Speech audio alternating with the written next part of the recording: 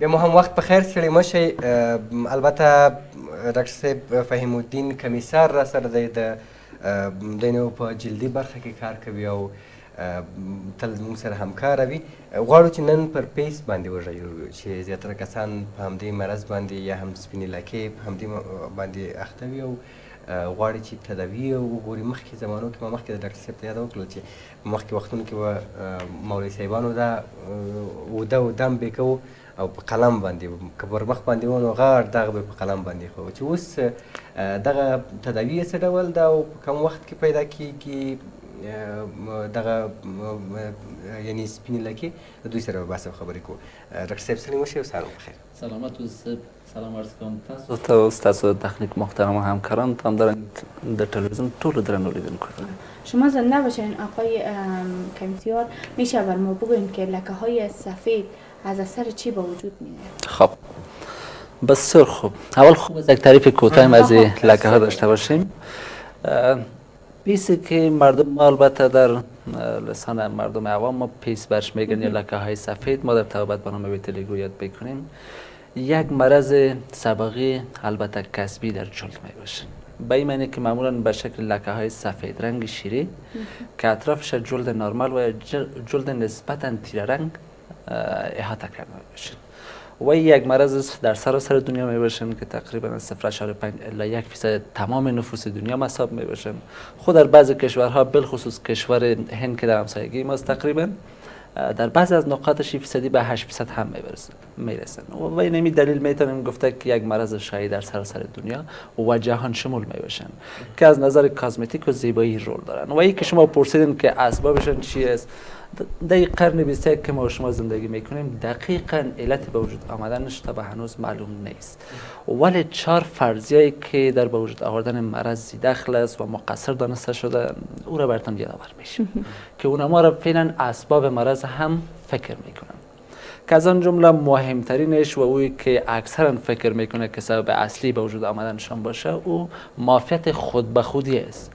یا اوتی ایمیونه که البته اصطلاح طبی ماست. به این معنی که در یک تعداد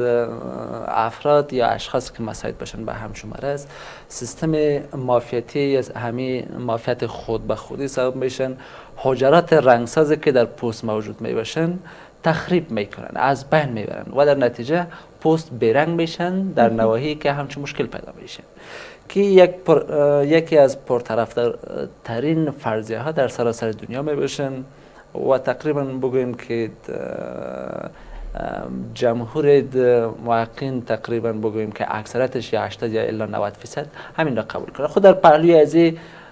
3 فرضیه دیگه که سو یکم به نام اکسیدانت و آنتی اکسیدانت، نیورال تیوری عصبی تیوری یا فرضیه عصبی و همچنین ارثیت یا ژنتیک در به وجود آوردنش مقصر دانسته است. گرچه درباره ارثیت یا ژنتیک بگوییم که گرچه نظر به فیصدیایی که در رفرنس های معتبر دنیا گرفته شدن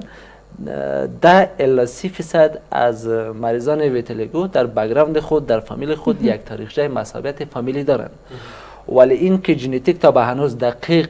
قبول نشده یا 100%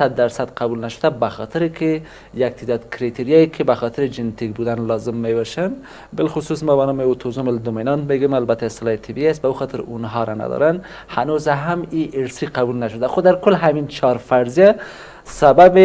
به وجود آمدن پیس تا هنوز شناخته شده. اوکی دا ارثي هم ده؟ بله، لکه څنګه چې مخکې یادوري وکړله دغه 4 فرضیو کې یو مهمه فرضیه چې نسبتا لږ پرطرفداره ده هغه هم ارثیت ده.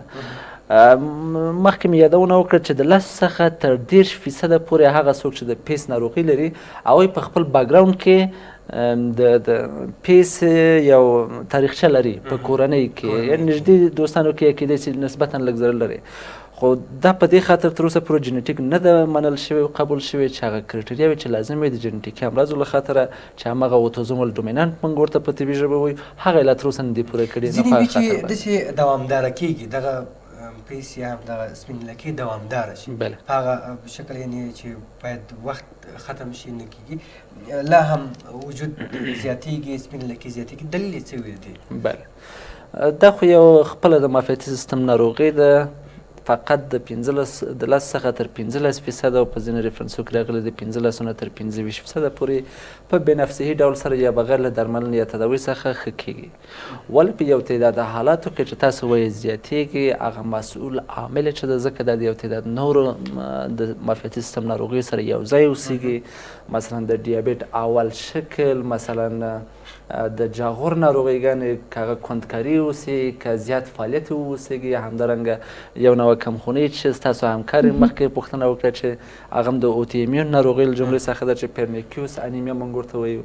او همدارنګه یو تعداد نورې مثلا د اډیسون ناروغي دي، په خپله د پوستکي یو ډول ناروغي ده چې حلقه حلقه ویښتان ځي، نو دغه ټولې ورسره که چېرته کیدی سي یو له دغو سره په دو کې د له پیس ناروغۍ سره یو ځای اوسیږي، نو که تر څو موږ دغه اصلي سبب یا لامل پیدا نه کړو، هغه درملنه ونه کړو، ممکن دا ډېر دوام وکړي او ښه نه سي او زیات وخت درملنې ته ضرورت یو بل هم کله کله په سر کې خیږي ده، بله دا بیا څومره ویښتو ته زیان رسوي؟ بله د ویښتو ریښې ته یا هم بل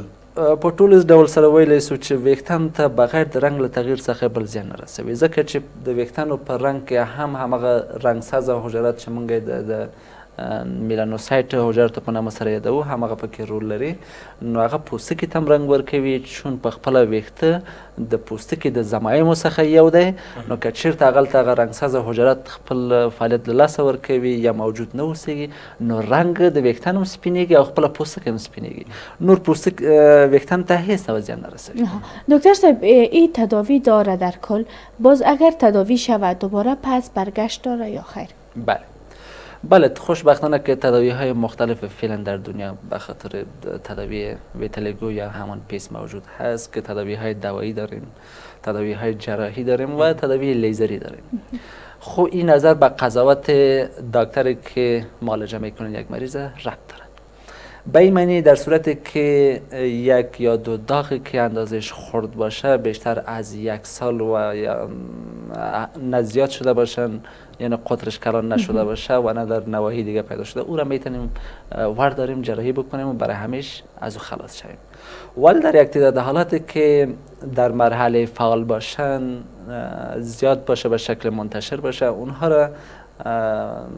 یک تعداد دواهای مشخص ما داریم که کورتیکوستروید برش میگیم، با یک مدت زمان کوتاه اونها را جمع دواهای تاپیکال یا موضعی که در طبابت قبول شده باشن استفاده میکنیم.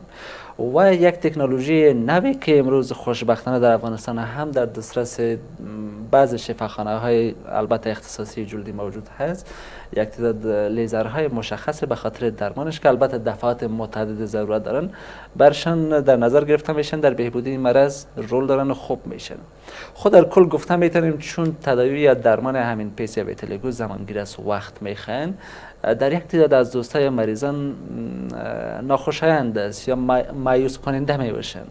خب خوشبختانه بگویم که تداوی میشه، درمان میشه، حوصله دراز مدت ضرورت دارن. و دوستانی که چون مشکل دارن در فامیلشان یا خودشان قابل تشویش نیست، یک مرض کازمتیک است، یک مرض حیاتی نیست که کدام سیستم حیاتی را تشویش ورته بله و که دوباره برمیگرده،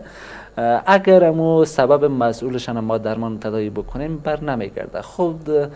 خوب است بگوییم که تداوی پیس یا ویتلیگو زمانگیر است، وقت میخوان، حوصله مریض هم میخوان و دکترش باید دکتر مسلکی البته در بخش خودش یا تخصص در جلد زیبایی داشته باشن، اونها میتونن درست تداوی بکنن، مسلکی تر تداوی بکنن. خوب است که به بیننده های عزیز تلویزیون شما بگوییم که یک مرض است قابل درمان، قابل اول خواهد از نظر حیاتی هیچ ارزشی ندارن، صرف در کازمتیکی که رول دارن، میتونن شیوه های مختلف دور کردنش بر علاوه درمان هم در زیبایی وجود دارن. واقعا بسیار زیاد سپاس دکتر صاحب، موضوعات خوب را اشاره کردید. سلامت زنده باشین که اومدین دعوت ما رو بجوید. تشکر، سلامت باشین از شما و تلویزیون خوب شما و تمام بیننده های خوب تلویزیون شما. سلامت. ډیره زیاته مننه له تاسو نه هم چې ملتیا مو راسره وکړله. نور نو مجبور موږ د ډاکټر صاحب سره یو ځای وځو، د خپرونې وخت ختم دی. تر سبا چې تاسو چوپړ ته حاضرېږو، تاسو پاکه لاس پروښه وختونه ولرئ. الله مو